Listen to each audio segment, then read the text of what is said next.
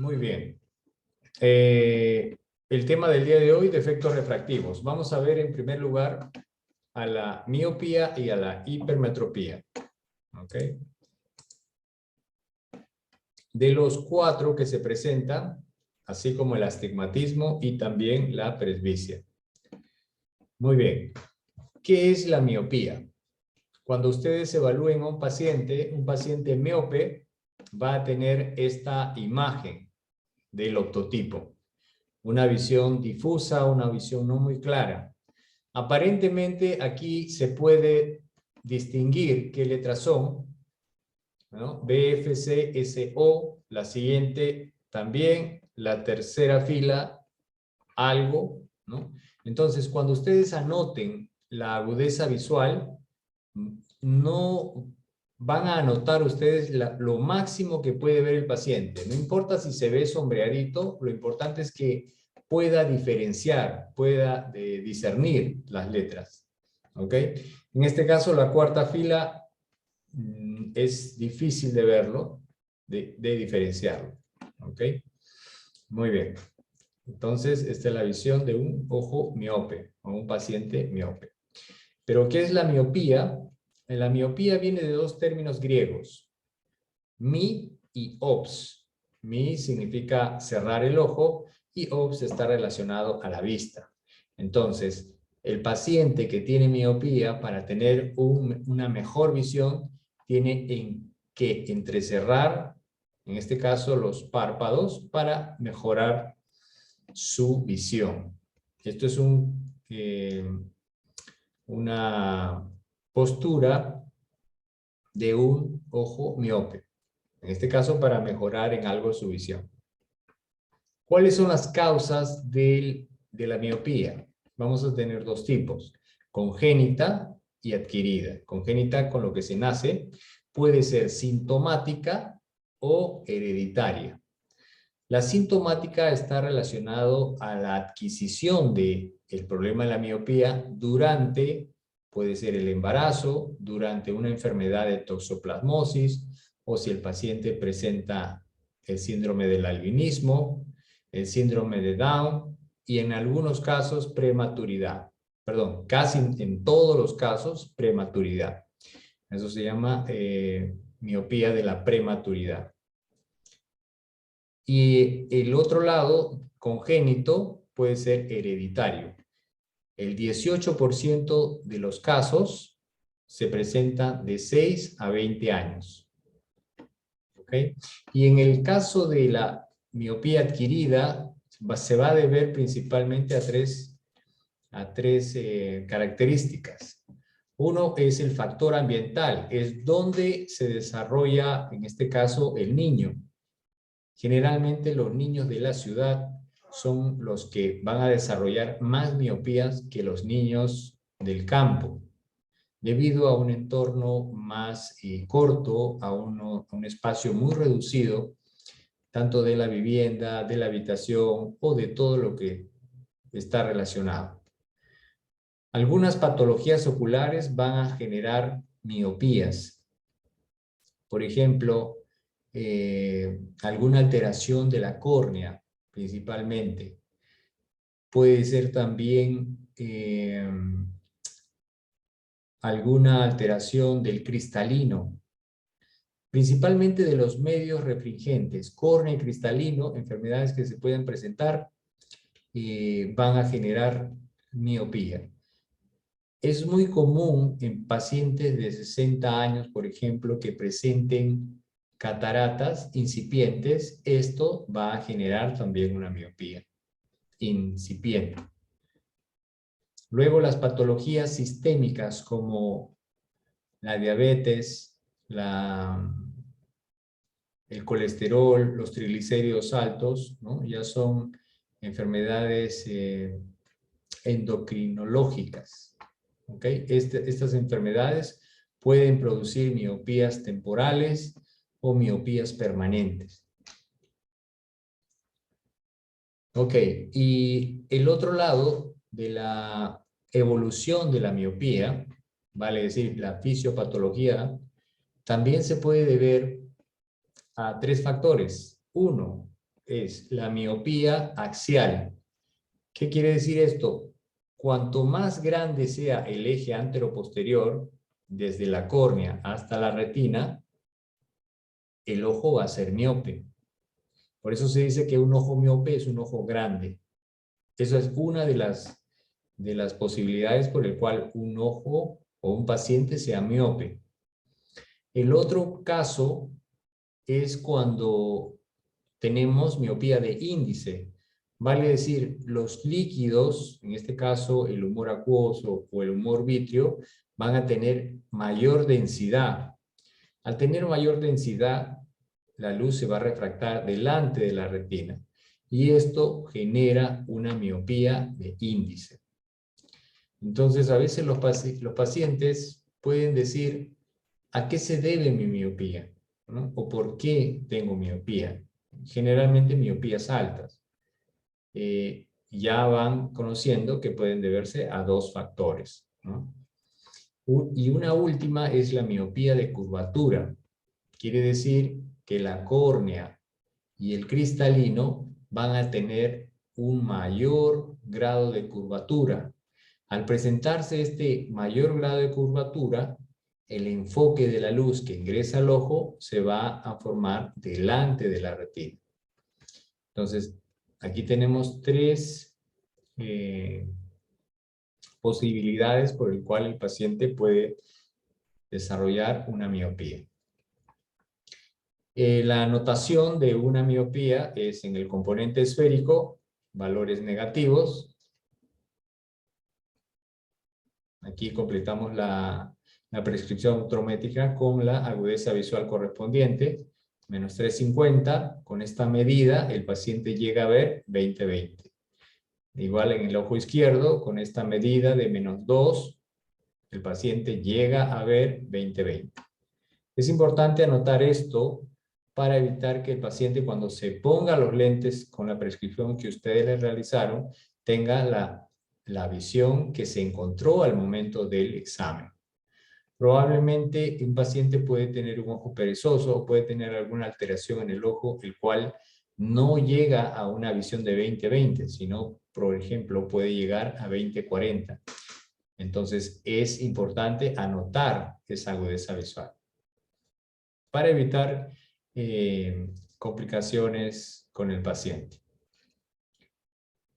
Ok, las miopías se pueden considerar bajas, moderadas y altas. Bajas, de acuerdo a la bibliografía, ¿no? En este caso, Manual de Optometría, Martín Besilla, dice que es una miopía baja cuando es menor de 4 dioptrías. Moderadas de 4 a 8 dioptrías y altas mayores de 8 dioptrías. ¿Cómo se corrige la miopía? A veces cuando nosotros decimos al paciente, para que se corrija tiene que usar lentes de contacto o use estos lentes correctores, ¿no? El paciente piensa de que usando los lentes ya va a desaparecer el problema visual de aquí a algún tiempo. En realidad la corrección se da solamente cuando el paciente utilice los lentes delante de los ojos. Si se quita las lentes o las gafas, el paciente volverá a tener el problema visual. Eso hay que explicarle bien al paciente. Entonces, el tipo de lente que se utiliza son lentes cóncavos o también divergentes, que son lo mismo. Tenemos en gafas, anteojos, lentes de contacto y cirugía láser. ¿Ok? Entonces, en las gafas, el tipo de lente va a ser lente cóncavo. En el caso de lentes de contacto, de la misma manera que el lente oftálmico, pero en un material de hidrogel de silicona, donde la parte central va a ser más delgada y la parte periférica va a ser más gruesa. Lo mismo, en una cirugía láser lo que se hace es un tallado a nivel corneal. ¿Y qué es lo que se le talla? Una forma similar a un lente cóncavo. En otras palabras, se va a adelgazar en la córnea, ¿no? Se va a adelgazar la parte central. ¿Ok? Bueno, eso es para que tengan una idea. Muy bien, pasamos a la hipermetropía. Este defecto refractivo es muy ambiguo. Vale decir que puede ser interpretado de muchas maneras. Tal es así que cuando un paciente se mide en un lugar, le pueden dar una medida de +1, en el otro lugar le pueden dar +1,50, en otro quizá +0,75 o +0,50. Entonces, ¿de qué depende esa valoración que uno le da como especialista a los casos de hipermetropía? Por ejemplo, aquí un paciente hipermétrope va a tener esta característica. De lejos puede ver bien, relativamente bien, pero de cerca le va a costar más trabajo. No podemos encasillar a una hipermetropía diciendo de que la hipermetropía es cuando el paciente no ve de cerca. No podemos decir eso, porque va a depender mucho de la edad del paciente y del grado de hipermetropía que tenga. Un paciente que tiene +2, por ejemplo, y tiene 20 años, probablemente tenga una agudeza visual de 20/20. Pero un paciente que tiene 50 años y tiene una hipermetropía de +2, probablemente solamente vea la primera fila. ¿Por qué? Allí entra en juego la acomodación del paciente. ¿Ok? Eso lo vamos a ver en unos instantes. Muy bien. Hipermetropía viene de los prefijos hiper, que significa en exceso, metro, medida, y opía, vista. Entonces, esto básicamente está relacionado a que la hipermetropía tiene un enfoque detrás de la retina. ¿Ok? Y si vemos una imagen, ¿cómo ve un hipermétrope? Es de lejos, va a ver mejor que de cerca. ¿Ok? Muy bien.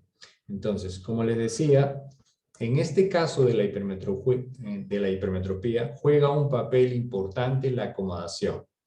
Si el paciente tiene mucha acomodación, entonces fácilmente va a poder compensar una hipermetropía alta. ¿Pero de qué depende? De la amplitud que tenga este paciente. Generalmente todos nacemos con un grado de amplitud de aproximadamente 14 dioptrías.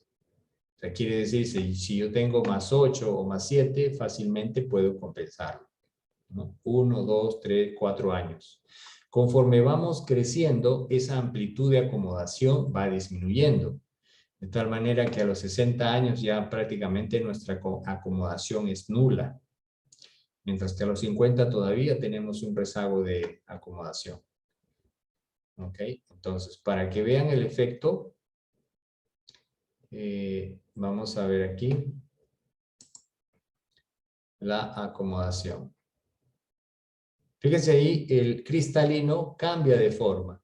¿Por qué cambia de forma? Porque busca enfocar una imagen en retina. A eso se llama acomodación. Y nos sirve para una visión de lejos o de cerca. ¿Ok? Muy bien. Entonces, ese es el grado o la capacidad que tiene toda persona para enfocar imágenes en movimiento o estáticas. ¿Cuál es el origen de la hipermetropía? De la misma manera es congénita, que puede ser hereditaria, y también adquirida, igual de patologías oculares o de enfermedades sistémicas, como ya lo habíamos mencionado en el caso de la miopía. ¿Cuál es el origen? De la misma manera que la miopía, vamos a tener hipermetropía axial, ¿ok? En este caso, el ojo de un hipermétrope es pequeño. Ustedes se van a dar cuenta cuando evalúen un paciente que su globo ocular de estos pacientes es pequeño y generalmente son tienen un poco de ojos hundidos porque son pequeños.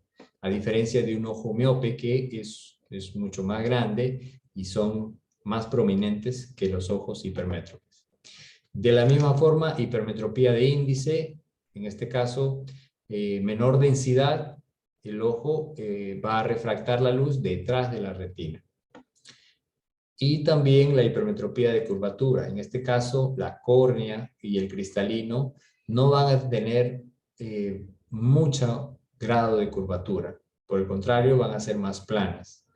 Por ejemplo, si hacemos una queratometría a este paciente de hipermetropía, podemos encontrar córneas menores de 43 dioptrías.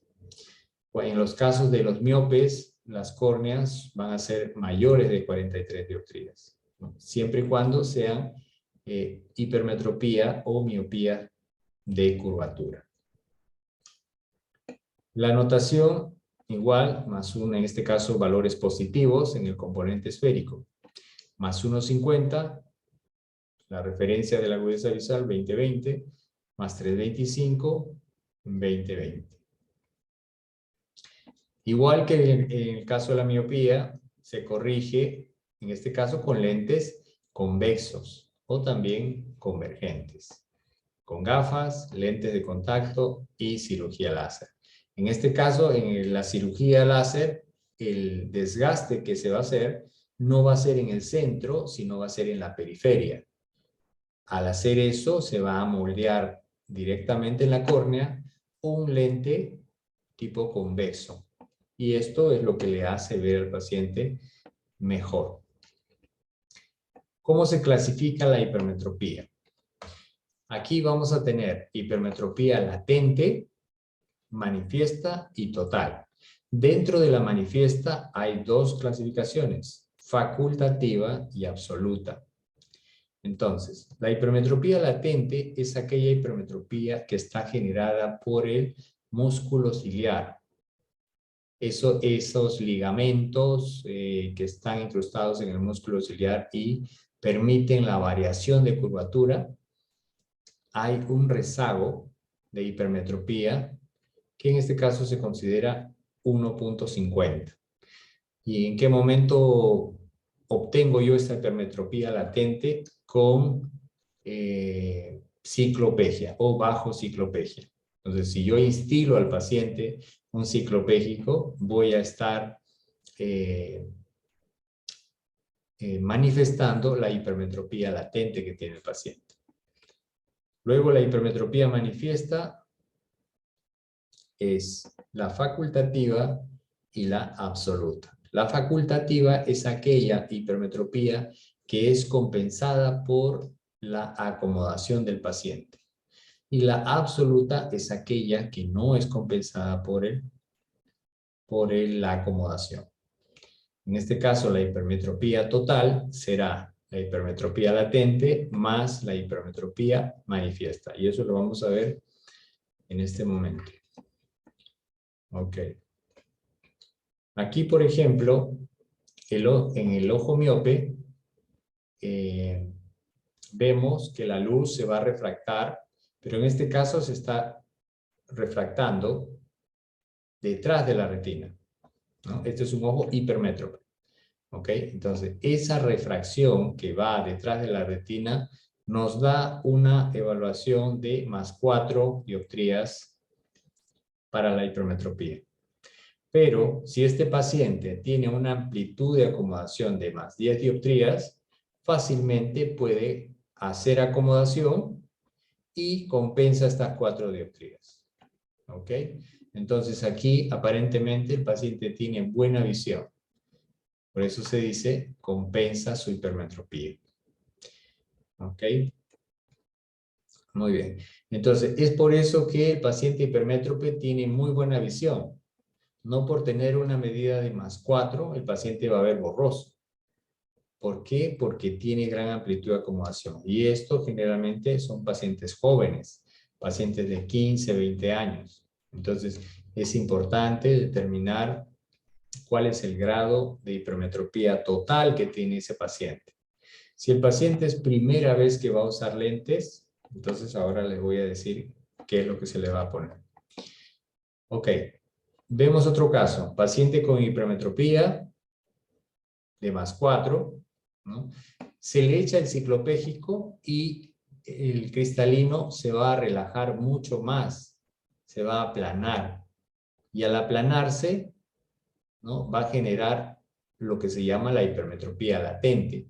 En este caso, esa hipermetropía latente que se forma bajo ciclopegia tiene un componente de más 1,50.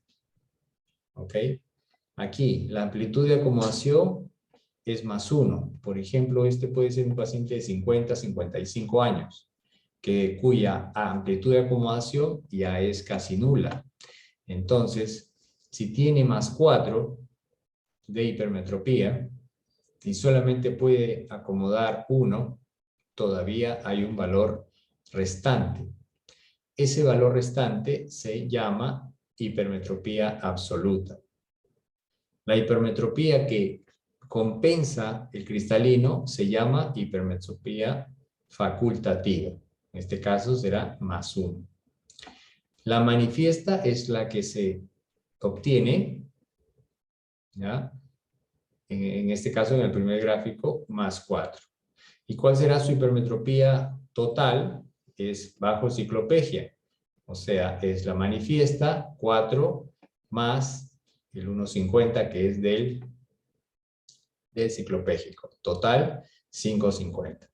Entonces, cuando nosotros hacemos refracción bajo ciclopegia, generalmente a los niños, ¿no?, vamos a obtener el valor total, 5,50. Por ejemplo, ustedes le echamos los ciclopégicos, esto para que tengan idea, porque usualmente en ópticas no se realiza bajo ciclopegia. ¿Ok? Si le instilamos unas gotitas a un niño y después de media hora lo pasamos por el autorrefractómetro o hacemos una retinoscopía, obtenemos este valor, 5,50. Finalmente, ¿cuál será la medida? A este valor se le resta el efecto del ciclopegia en el músculo ciliar. O sea, se le va a quitar 1,50. Finalmente, ¿no?, en el caso de niños, se les coloca más 4. ¿Ok? En el caso de niños. Sobre todo en estos casos de hipermetropías altas, hay una tendencia a una desviación hacia adentro, a lo que podría llamarse una endotropia acomodativa. ¿Ok? Muy bien. Pero cuando es un paciente ya adulto y nunca ha usado lentes, no se trabaja bajo ciclopegia, podemos hacer la evaluación bajo retinoscopía. Entonces, va a depender la prescripción que uno le coloca al paciente, de acuerdo a la comodidad que pueda tener, de acuerdo al enfoque tanto de lejos como de cerca. Ahorita vamos a ver otro ejemplo, que es este, que nos dice, calcular la hipermetropía latente, manifiesta, facultativa y absoluta de un paciente que presenta los siguientes datos. Agudeza visual sin gafas, 20-40. Potencia de las gafas, ¿no?, con más 1, llega a ver 20-20. La refracción sin ciclopegia, digamos que la refracción total, es más 4 y llega a ver 20-20. Refracción bajo ciclopegia, o sea, el total, 5,50. Y llega a ver 20-20. Entonces aquí tenemos, ¿no?, desde más 1, 20-20 y también más 4, 20-20. Entonces quiere decir que con un más 1,50, con un más 2, con un más 3, va a llegar a 20-20. ¿Ok? Entonces, aquí podemos decir que la hipermetropía total es más 5,50, mientras que la refracción sin ciclopegia arroja un valor de más 4.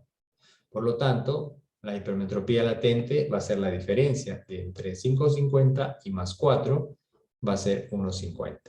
Y eso es teóricamente el valor de una hipermetropía latente. La hipermetropía manifiesta es la hipermetropía total que se encuentra, ¿no? En este caso es más 4. Y como el paciente necesita un lente solo de más 1 para alcanzar la agudeza visual de 20-20, entonces su hipermetropía absoluta va a ser 1. Y su hipermetropía facultativa, aquella que puede compensar el cristalino, va a ser más 3. ¿Ok? En este caso, el paciente alcanza una agudeza visual de 20/20 con lentes entre el +1 y el +4. O sea, vale decir que uno puede ponerle +1, puede ponerle +1.25, +1.50, +2, +3. Pero por experiencia, ¿no? A los pacientes que nunca han usado lentes, se les coloca el menor valor positivo, con el cual alcancen una agudeza visual de 20/20. ¿Por qué? Porque el paciente con hipermetropía está acostumbrado a hacer acomodación. Y cuando uno le pone mucho valor positivo, va a haber un choque entre lo que él estaba acostumbrado a hacer, ¿no? O sea, acomodar y los lentes. ¿Ok? Mientras que con un lente de valor mínimo el paciente va a ver mejor porque va a ser su hipermetropía absoluta, ¿ya? Entonces se va a sentir mejor. Y muchas veces cuando se le coloca demasiado poder positivo, el paciente puede utilizarlo, los tolera, ve bien, pero en cuanto se los quita, ve borroso. Y van a pensar que los pacientes, que los lentes les están haciendo daño, porque antes ellos veían sin lentes. Bien, relativamente bien, pero ahora se quitan los lentes y cada vez ven menos. ¿Ok? Es por eso que les recomiendo que pongan el menor valor positivo mientras tenga una agudeza visual de 20/20. Muy bien. El primer caso, paciente de 10 años, agudeza visual de lejos 20/20, sin corrección. Agudeza visual de cerca igual, 20/20. O sea, es un niño que ve bien, pero presenta sintomatología como cefalea y ojo rojo. Entonces, a la evaluación retinoscópica, el paciente presenta en ambos ojos más 250. ¿Ok? Más 250 dioptrías. Pero sabemos que a la edad del paciente de 10 años, este paciente tiene una amplitud de acomodación de 9 dioptrías. Entonces, es por eso que el paciente tiene buena visión, pero está acomodando 2.50 para compensar ese problema. Entonces, a este paciente se le da un valor de más 0.50 en ambos ojos y de alguna manera va a relajar su acomodación. Se va a sentir con mayor comodidad y le va a disminuir la cefalea y el ojo rojo. ¿Ok? Entonces, esta es la tendencia a corregir estos defectos visuales. El segundo caso es para un paciente de 40 años, agudeza visual de lejos 20/70, de cerca de la misma manera, presenta visión borrosa. En la evaluación retinoscópica, en ambos ojos se le encontró más 2, pero la amplitud de acomodación es 3 dioptrías. ¿No? Fácilmente el paciente puede compensar este más 2 y aparentemente tener buena visión, pero dada su agudeza visual no está sucediendo así, no está acomodando todo. ¿Ok? Entonces quizás solamente está usando parte de su amplitud de acomodación. A la evaluación subjetiva, con un +1, el paciente llega a ver 20/20 y mejora la visión notablemente. ¿Ok? Entonces, en estos casos, tenemos que evaluar el mínimo valor con el cual el paciente llega a ver 20/20.